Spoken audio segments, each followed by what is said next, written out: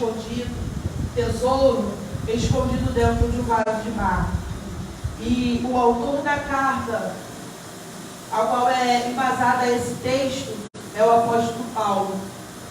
Aqui, nós estamos diante da história do Saulo de Tarso, um homem temido, um homem perigoso, perseguidor da igreja, um homem que não tinha escrúpulos quando o assunto era defender a sua fé. Esse homem que cresceu com uma cidadania romana e uma cidadania também judia, ele aprendeu aos pés de Gamaliel. E tudo aquilo que ele usou para aprender aos pés de Gamaliel, ele defendeu a causa da sua religião. E a palavra de Deus diz que quando Jesus morre, é assunto aos céus, a perseguição à igreja de Cristo começa. E Paulo, agora, Saulo ainda, aqui ele recebe uma autorização para prender os cristãos, para prender aqueles que se diziam do caminho. Caminho é esse qual? Mas que caminho é esse? Não era do caminho da cidade de Damasco, não. Era do caminho que é o Evangelho de Cristo. Pessoas que se decidiam por Jesus, pregar a palavra e cumprir o ID que Jesus ordenou. E agora Saulo ele tem a autorização para prender esse povo. E aonde tinha crente ele queria estar. Nós sabemos que nos capítulos anteriores vão falar que ele mesmo testemunhou e consentiu com a morte de Estevão. Ele viu Estevão ser apedrejado. Ele viu o testemunho que aquele homem, enquanto estava morrendo, dizia: olha, eu vejo os céus abertos e também vejo Cristo à direita do Pai. E aquele homem, nos seus últimos segundos de vida, ele diz: Senhor, recebe o meu espírito. Ele perdoa quem estava ali o fazendo mal, porque ele sabia, como eu falei sexta-feira e vou tornar a repetir, a causa era maior do que a sua própria vida. E agora, quando o Senhor ele tem um encontro com Paulo no caminho de Damasco, a palavra de Deus diz que quando ele ouve esse estrondo, ele cai por terra. E aí, depois daquele diálogo, quando ele tenta abrir os olhos, ele percebe que a sua visão foi tomada, foi tirada dele, ele estava cego. E aí as pessoas começam a guiar-lhe. Aquele homem que entraria em Damasco, num cavalo com armas, preparado para prender, maltratar, bater os cristãos, agora ele entra sendo guiado cego. Uma vez o pastor Guerreiro lá, quando dirigia a nossa igreja lá no Monte Verde, agora aí, ele dizia que, contando um testemunho, e ele falou que a oração dele sempre era: Senhor, cega o meu adversário. E quando ele voltava para sua casa, lá na Avenida Maricá, em São Gonçalo, estava tendo um arrastão. Vocês aqui são privilegiados, eu sou pouco que ficar no arrastão, não quero saber. É a pior sensação do mundo. E ali ele no arrastão, e o pessoal desesperado, voltando, fazendo retorno, ele seguiu com o carro dele. Na época ele tinha um outro carro, uma picape. E ele passou ileso pelo arrastão. E ele lembrou da oração que todos os dias ele fazia a Deus: Senhor, cega os meus inimigos. Eu não sei qual é o adversário que tem lutado contra a sua vida. Eu não sei qual é o inimigo ou de que forma ele tem se apresentado diante de você. Qual é o instrumento de Satanás que ele tem usado para paralisar aquilo que Deus tem a concluir na tua vida.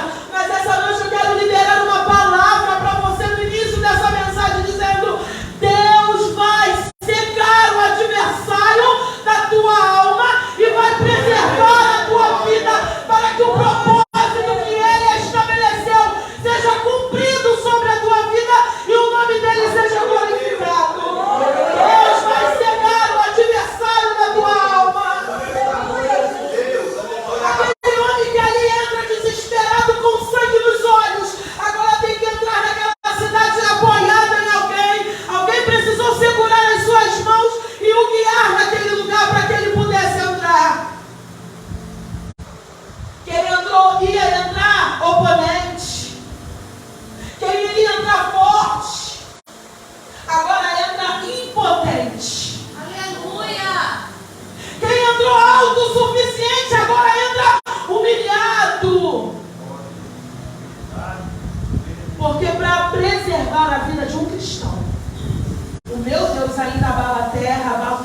abalar. Mas ele dá vitória ao seu povo. Ele não mudou. E agora ele entra. Ele vai para uma rua chamada direita, entra na casa de um homem. E ali ele começa a orar. A mudança já havia acontecido, a conversão já havia acontecido. E agora, enquanto ele está orando, os olhos físicos estão fechados, mas os espirituais estão mais abertos do que nunca. E ele começa a ter experiências com Deus, e Deus revela a ele um homem, com o nome de Ananias, entrando naquela casa, colocando as mãos sobre a sua cabeça, e ele recebendo algo diferenciado do céu. E agora, quando ele ora, simultaneamente o Espírito de Deus está convocando este profeta, a qual o Senhor revelara na visão de Saulo. Olha, levanta, vai a uma rua chamada direita, Ananias, porque lá tem um homem chamado Saulo de Tarso, e ele está orando, e ele teve uma visão, e nessa visão você entra naquela casa, coloca as mãos sobre a cabeça dele, e ele tem a sua visão restaurada. E o profeta, com medo, porque ele sabe quem era Saulo. Senhor, tem certeza que você não. Esse homem é ruim, o Senhor está me levando para um lugar para morrer? E aí Deus responde para ele: vai, porque para mim ele é um vaso escolhido. Às vezes a gente olha alguém e diz: aquele ali não tem jeito. Aí às vezes a gente olha alguém e diz: Senhor, só Jesus na causa, Deus está dizendo: é um vaso escolhido. E eu vou mostrar para ele que ele vai mudar de posição, o jogo vai inverter, o valente vai ficar manso na minha presença, o grande vai se fazer pequeno, porque eu vou mostrar para ele que a causa é maior do que toda arrogância, do que toda prepotência, do que toda... Ah, Jesus! Quando Deus tem obra na vida de um homem, ele faz o jogo se inverter. Mostrar para ele que quem é ele, quem faz é ele, quem dá é ele, quem tira é ele. Quem leva para longe é ele, quem traz de volta é ele. Mas a vontade dele prevalece. E a palavra de Deus diz que ele olha para Ananias e diz que ele é o vaso escolhido. E no 16 ele diz: porque eu vou mostrar para ele o quanto ele vai sofrer. Eu não.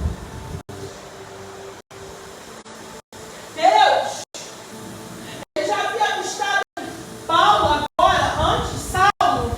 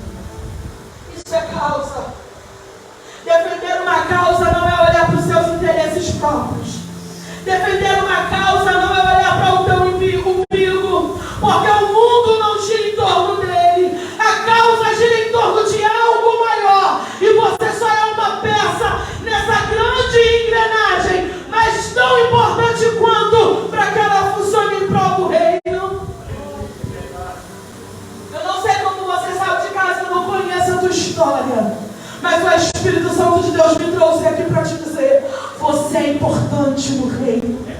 Você é uma peça fundamental nesta obra. Ele conta com você.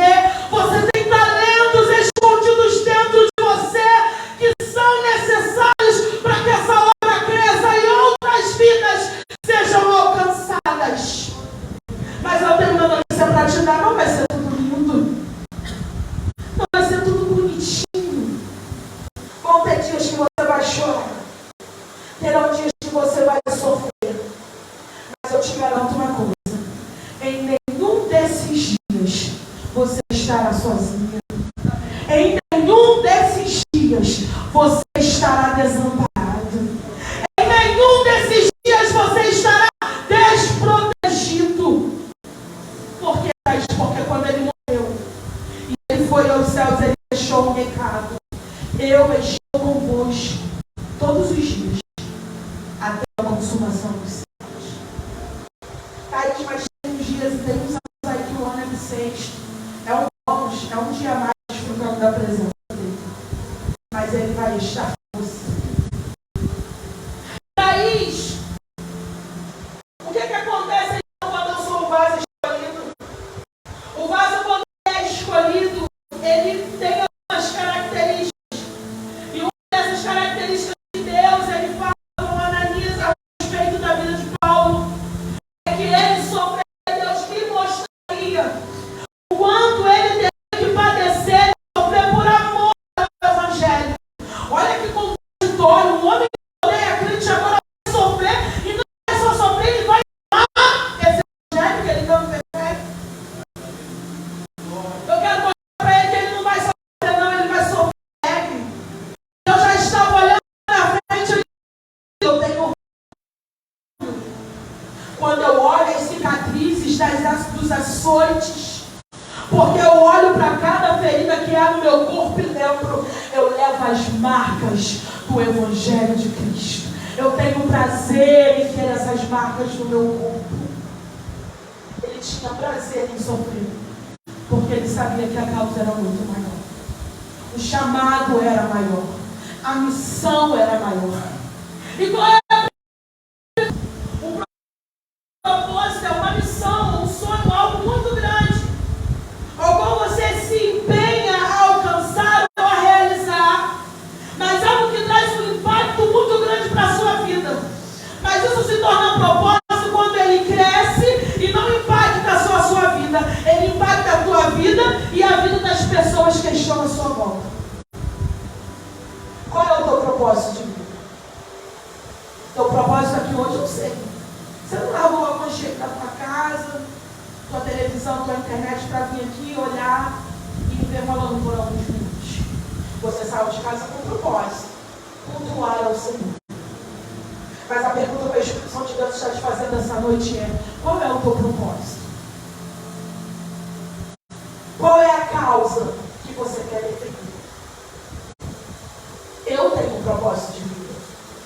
Precisei aprender a duras penas o que é a não fugir do meu propósito. A não brigar com Deus e tentar correr do meu propósito. Aprendi chorando. Aprendi sofrendo. Às vezes, igual quando a gente é mãe que briga com o filho, a gente está num ambiente que a gente quer dar um beliscãozinho, e a gente dá aquela olhada assim em casa, a gente conversa, e aí a criança já sabe que a mãe é brava, olha pra gente, já começa a querer chorar para chamar a atenção de alguém, principalmente se tiver avó perto. Aí a gente olha e fala entre gente assim: engole o choro, eu não fiz nada. E aí a gente vem por causa desse propósito, às vezes, para o culto, e a gente quer manter as aparências, e aí a gente repete isso: olha, engole o choro. Mas cada um de vocês, cada um de nós, temos um propósito, temos uma missão, para a qual o Senhor nos chamou, para a qual o Senhor nos aceitou. Não somos nós que aceitamos Ele. Foi Ele que no dia que disse lá na cruz assim: Pai, está consumado. Ele me aceitou naquele dia.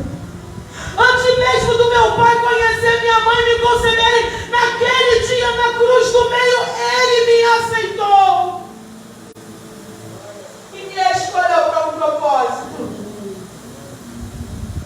E hoje, com alegria, eu posso dizer, estou caminhando em processo para viver esse propósito. Mas eu não quero viver sozinho. Eu quero ser fonte para que por onde eu passar, as pessoas não só entendam, não só conheçam o meu propósito, mas elas vejam vida quando eu falar do meu propósito. Quando eu cantar, eu quero que as pessoas sintam que há vida em cada palavra que eu falo. Eu lidero um conjunto de jovens lá da igreja, regi as irmãs por um tempo. E quando as irmãs iam cantar, às vezes elas estavam meio assim, meio cansadas, sabe? Parece que não tinha almoçado, não tinha jantado. Aí eu dizia assim, irmãs, deixa a música vir daqui, ó. Sente o que você está cantando. Imagina se a gente chega aqui.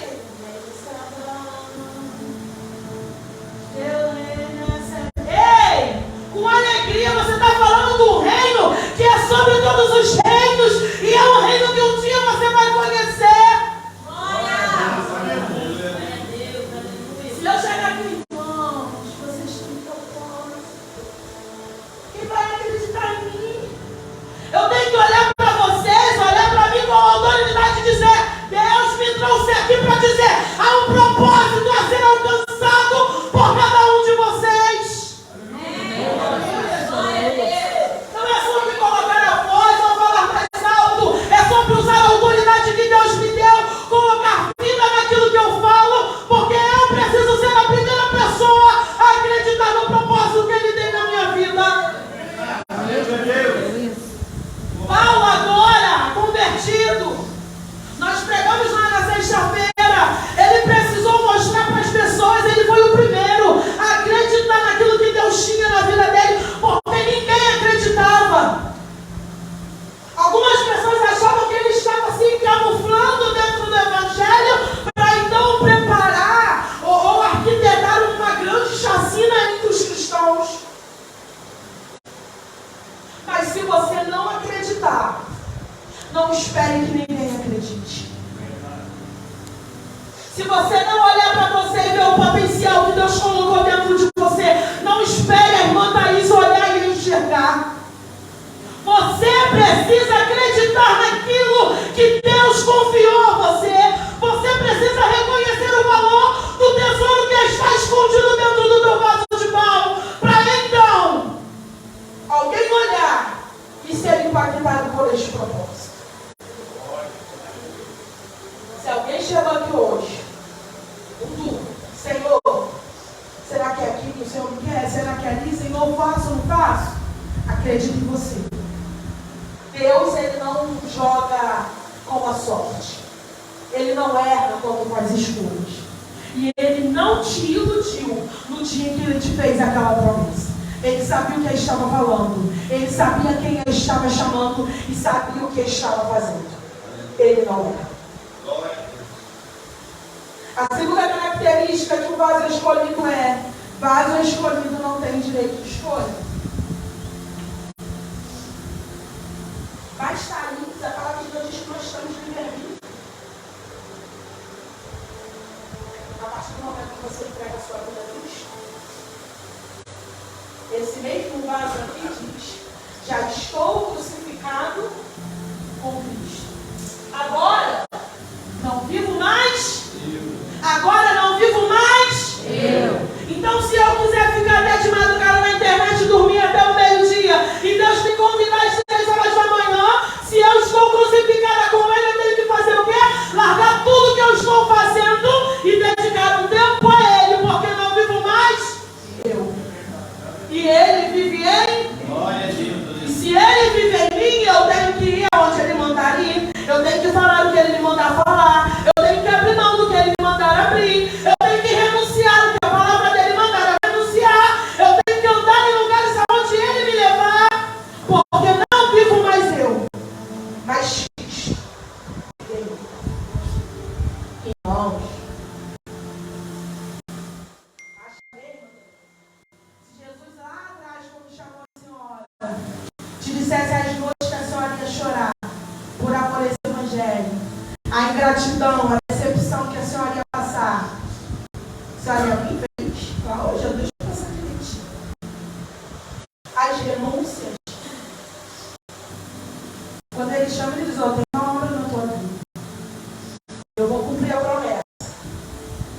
Mas se ele contar do lado dele, a gente vai passar, Senhor, pensando direitinho. Pensando bem, eu acho que não tem ideia. Olhando bem essa trajetória, eu acho que eu vou ficar por aqui mesmo. Aceitou. Levantou a mão e disse: Senhor, eu estou dentro, me usa. Ele vem, vambora. Chora não, aguenta firme. Aguenta o rojão aí, vai ser difícil, mas vai valer a pena. João, prega a minha palavra. A palavra de Jesus que depois, no finalzinho do seu ministério, João é levado a Patmos. A ilha de Patmos era uma prisão de muros. Os prisioneiros eram levados para a ilha para morrer de solidão, para morrer sozinhos, depressivos ou oprimidos em cadeias de mente. E agora pegam esse homem e levam para essa ilha, pensando que vamos jogar ele para ele morrer. Vamos ver se ele tem chamado mesmo para cumprir esse risco que Jesus deixou. Vamos jogar ele lá na esquerda lá e deixa ele vinhar, morrer de tristeza. E no meio do pior processo da vida daquele homem, ele tem a maior revelação de toda a história. Ele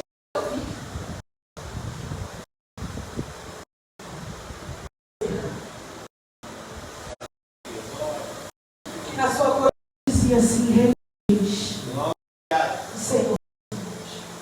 E os olhos deles como eram? Como chama de fogo. E os cabelos brancos como a neve. E a boca deles saía como uma espada aguda. E ela viu essa cena também 27 agiu. Você viu mais?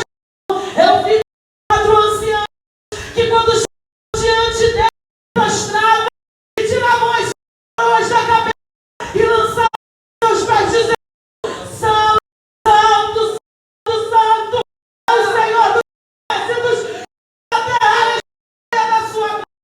É assim.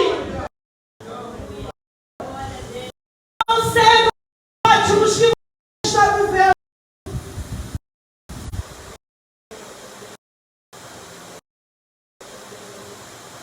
Há psicólogos, psiquiatras, pessoas que dizem que a pior cadeia que existe na vida do ser humano está aqui, na sua mente.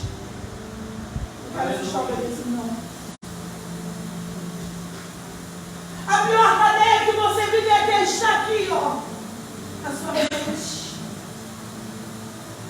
Eu estou te olhando com um sorriso no rosto, um sorriso belo.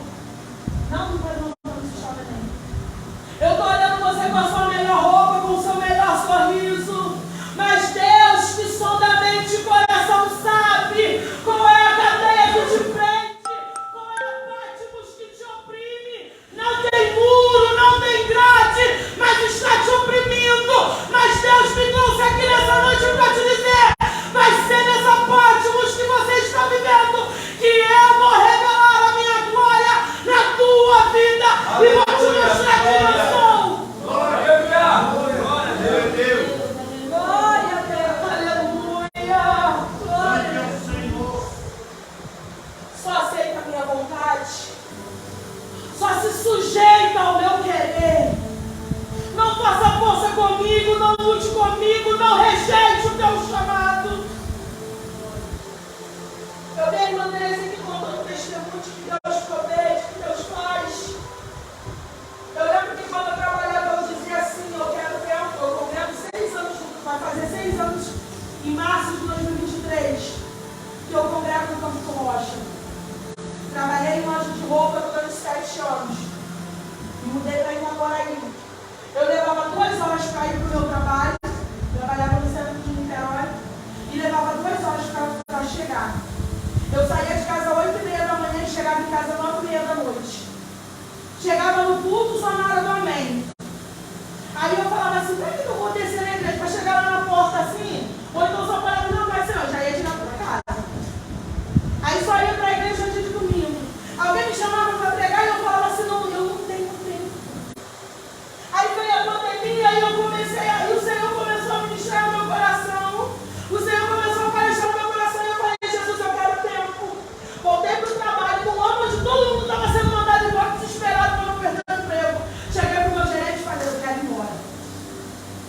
ué, tá todo mundo com medo, você quer ir? Eu falei, eu quero ir embora, não mando embora. Dezembro de 2020. Ele falou assim, você tem 7 anos de cara. O patrão vai querer te liberar muito. Então, o dinheiro aí tem que soltar e liberar para você, ele não vai ter. Eu falei assim, tá bom então. Deus sabe que eu preciso de tempo. E se for de Deus, você mandar embora, ele vai me mandar embora com o meu dinheiro, com tudo que eu tenho direito. Então, eu não trabalhei 7 anos, não vai deixar na mão de Faraó, não. Vai tudo meu, pai. Tô indo para Canaã e vem uma unha, vai ficar no Egito. Sentadinho, tô sentadinho, eu quero entrar, não tem como. E eu lembro que eu pedi, quando foi dia 24 de dezembro, todo mundo indo embora. Ele mandou mais 5 cabeças embora. Ele chamou o primeiro, chamou o segundo, deu lá no caixa, era a caixa que eu achei o segundo. Aí eu já estava chorando, porque eu achei que eu não ia. Aí eu subi para trocar de roupa, quando eu desci, o meu gerente me chamou.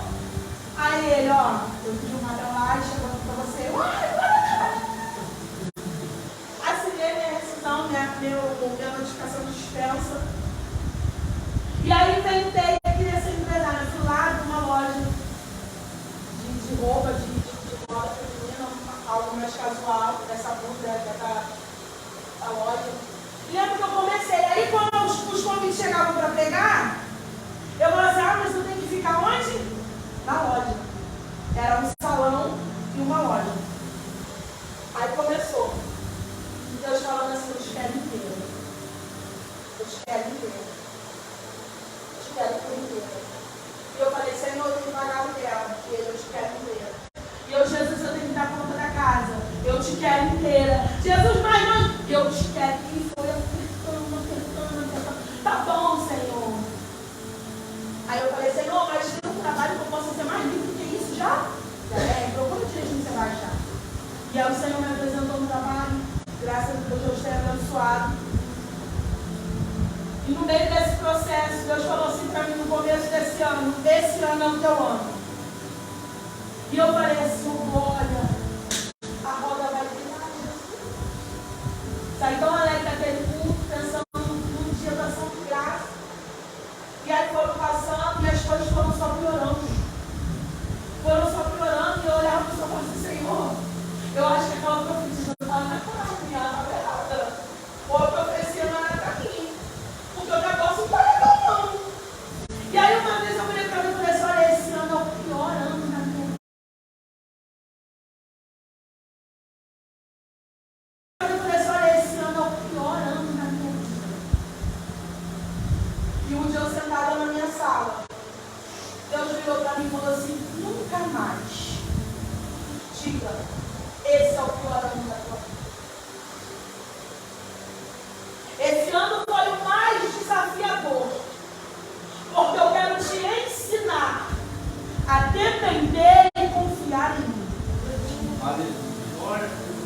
Aí alguém, quando eu disse sair da minha sociedade, me disseram assim, você nunca vai conseguir nada. Eu era alguém que dependia da opinião de outra pessoa para tudo. Eu era alguém que não conseguia ir na esquina se alguém não me dissesse assim, vai. E Deus começou a trabalhar isso dentro de mim e te disse, eu te dei capacidade, você pode, você faz. Aleluia.